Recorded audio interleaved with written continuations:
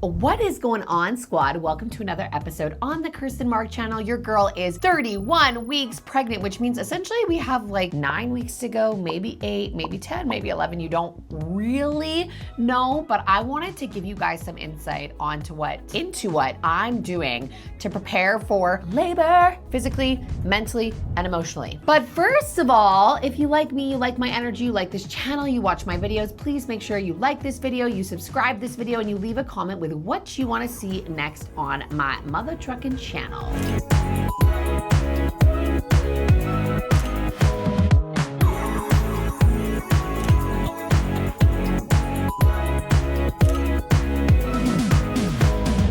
All right, guys, so first I'm gonna keep it real with you. I'm not gonna sit here and be like, I am so calm and peaceful. It's like, I'm a little bit, it's a nerve-wracking thing. The last time I did this was 17 years ago with my beautiful baby girl, who I love so much. We got beautiful baby girl numero 2 on the way. I don't remember it being the most pleasant experience while I was in it. A lot of it is a blur, but obviously at the end of the day, it is always worth it. This pregnancy, I am a lot more in tune with my body. I'm a lot more on top of my nutrition, my fitness, and I just wanted to break down specific things that I'm doing that are going to help me with labor. So are you ready? Daniel's you're gonna love this one, hey? Yeah.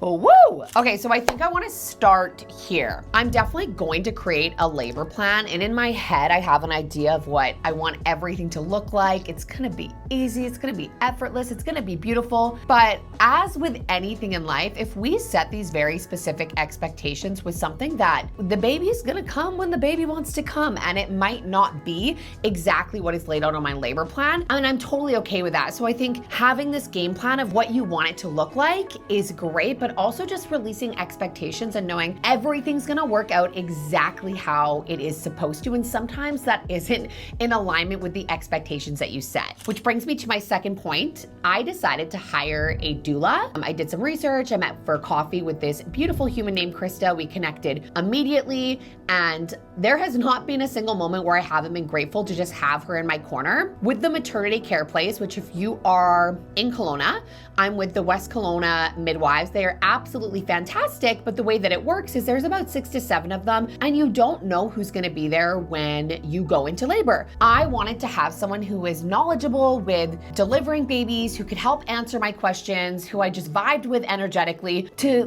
for me to for sure know that that person's gonna be there and be in my corner. So I hired a doula. Not only is she going to help me through the labor, she's gonna be a support system for me, a support system for Brian. She's gonna help me with the labor plan, and honestly, she's just been so fantastic when it comes to answering some really uncomfortable pregnancy questions. Your body does some weird shit during pregnancy, and so just having her there, knowing I can text her, I can call her. The cool thing is I will literally send her a text, she'll call me immediately. So if you are someone that feels like you need that extra support and you just want that constant that's gonna be there through the pregnancy months, but also the labor, I highly suggest hiring a doula. I'll also drop Krista's Instagram handle in the comment of this if you are a Kelowna girl and you want somebody local who's literally 12 out of 10 phenomenal. Next thing's next, and this is gonna be maybe an unpopular opinion. I've been strength training for the last 10 years, and I did not and do not plan on stopping during pregnancy. I'm 31 weeks pregnant right now, and I haven't missed a single session. From what I've seen and researched, if you haven't been on a strength training program prior to pregnancy, it's not time to start during pregnancy. But if you've been strength training for a longer period of time, it's actually really gonna help with the labor side of things. This is something I've done my own research on, and this is also something I see. I like proof. I like real people. I wanna see someone who's strength trained and had a labor that was easy. I wanna see that, and that is all I have seen on social media is positive, positive, positive when it comes to strength training and what it's actually gonna do for your labor. When you lift weights, you are training your body to handle high intensity. Now, I'm not really pushing myself as I used to in the gym. I'm very in tune with my body and what my body needs. But not only are you training your body to handle intensity, which labor is going to be intense, you are focused on your breathing. And that's another thing. When it comes to your training, you want to make sure that you are really hyper focused on breathing properly through the movements. Because again, breathing properly through those movements in the gym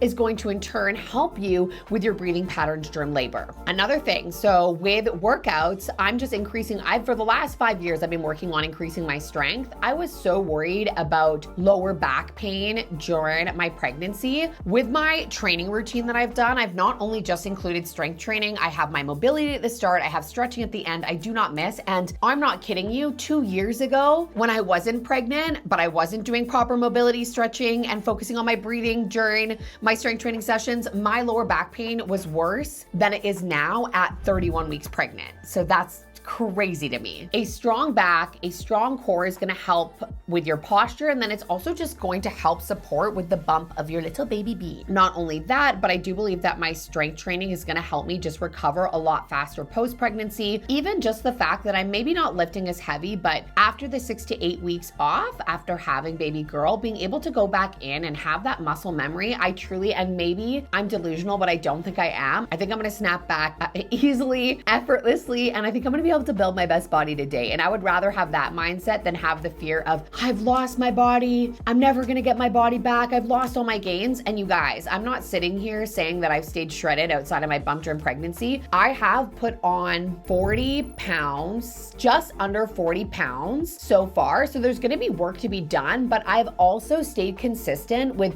making sure that I train my muscles and that I'm going to be able to have that muscle memory post-pregnancy that really just helps me get back into my, I don't even want to say pre-pregnancy, because I truly believe that we're always evolving and that this body that I'm going to bring after my second baby girl is going to be the best one today. So just to summarize that, going into birth with like more muscular support, a consistent training routine, I do believe is going to help me recover post-pregnancy a lot faster than if I was to have just taken the full 9 months off. Again, this is my own personal story. My doctors, my OB/GYNs have all suggested that I keep up with my workout routine. There's not been one person that has said, do not work out. They said, keep it up. You've been doing it for a long time. It's really going to help you with your labor. It's going to help you with your recovery. And it's something we actually suggest that you continue with. Because I've been really focusing on my breath during the workouts, my core engagement, still doing pregnancy-friendly core workouts. I do believe that this is also going to help me be able to breathe properly through contractions. And again, I'm not just going to say all of this and then not give you guys a full update on what labor went like. But again, I feel like my strength training sessions have been such a staple for me. And obviously you always need to go by doctor's advice, which in this case I have, but I can't imagine not having my routine throughout the 9 months because it's really kept me grounded through this pregnancy. And I think it's also going to be something that keeps me grounded through labor. And it's also going to be something that helps me get back to myself a lot quicker post baby mark. Okay, so I've been very smart with my training, and something that I've incorporated into my routine is mobility, pelvic floor, and pregnancy-friendly core follow-along workout routine. This is gonna be available in my Stay Fine in Your 9 pregnancy program. Not only that, I've gone and seen a pelvic floor physiotherapist who actually helped me understand that with your pelvic floor, it's not just about practicing the contractions and strengthening, it's actually being able to relax as well. So I've really taken it upon myself to kind of just like learn the ins and outs. And if I'm not an expert in an area, let me go to somebody that is. With the mobility and pelvic core and stretching routine that I have that's follow along, this isn't a high intensity workout. This is something that's really allowing me to get connected in my body, because labor is not just like a stand still and push out this baby event. You're going to be doing a lot of shifting, a lot of moving, having good hip mobility, and just feeling really mobile in my body is really, really, really important. So this pelvic floor core mobility routine that I have has been a staple since about month 5, and I plan to practice this right the way through to labor. Okay, so the next thing I'm going to include that I actually haven't done consistently yet is pregnancy-friendly acupuncture. So again, this was something I talked to my doula about. I have done acupuncture for the last 2, 3, 4 years. I've looked into what it can do to help support your labor. And so starting on August 19th, when I'm about 33, 34 weeks, I'm gonna be going and doing some acupuncture. So when it comes to acupuncture, it can help with hormone regulation, it can help with softening the cervix, it can help with supporting optimal baby positioning. It can also help your nervous system relax. One thing I've really gotten value with when it comes to acupuncture is just almost like the meditative state that I'm able to go into. So I had my doula recommend a place. Again, I will link them in the comments below if you are a Kelowna lady. I always go by my own intuition as well. So I'm gonna go in, I'm gonna ask a lot of questions, because there's also things that you'll read online with acupuncture where there's certain points where you do need to avoid those pressure points. And if you don't, like, they can like onset early labor, et cetera, et cetera. So I'm gonna make sure I talk to the acupuncturist. I'm gonna make sure I do my own research. And at the end of the day, always go with your intuition. But from what I've researched and seen, and people I've talked to who have done acupuncture and had smooth labors, that it has been a really big piece of that. So again, haven't done that quite yet. So I'll make sure I do a YouTube giving you guys an update on how I feel about acupuncture pre-pregnancy. And for me, I don't want to go to an acupuncturist that hasn't worked with lots of pregnant ladies. I want to go to someone who has proof, and the proof is in the pudding. So someone who's done the thing and had good results. So that's why I went to my doula and asked, like, who would you recommend that I go to in Kelowna? All right, the last thing that I've been doing almost since the day that I got pregnant is visualization, meditation, and really just trying to get myself into a calm state, because sometimes I think about it and I'm like, holy fucking shitballs, holy fucking shitballs.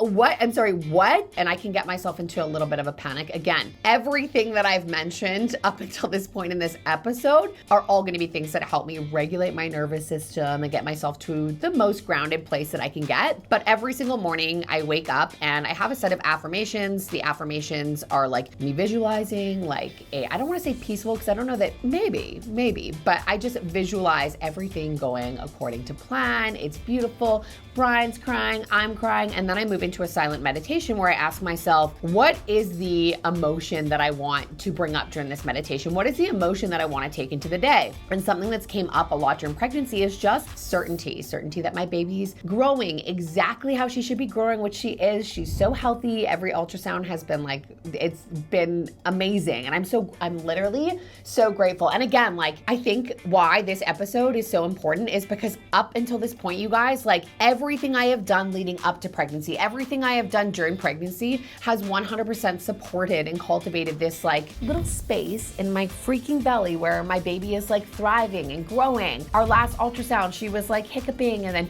practicing taking breaths. Like, it's like, I'm so grateful for my body and everything that it's done. And I don't think that's just luck. I think it really is the fact that over the last 5, 6, 7 years, I have absolutely prioritized my health, my nutrition, my strength training, and I'm just so grateful for that. So when it comes to the visualization and meditation, this is just something that makes me feel more at peace with the whole process. Again, I'm not perfect. Do I have my mini panic attacks?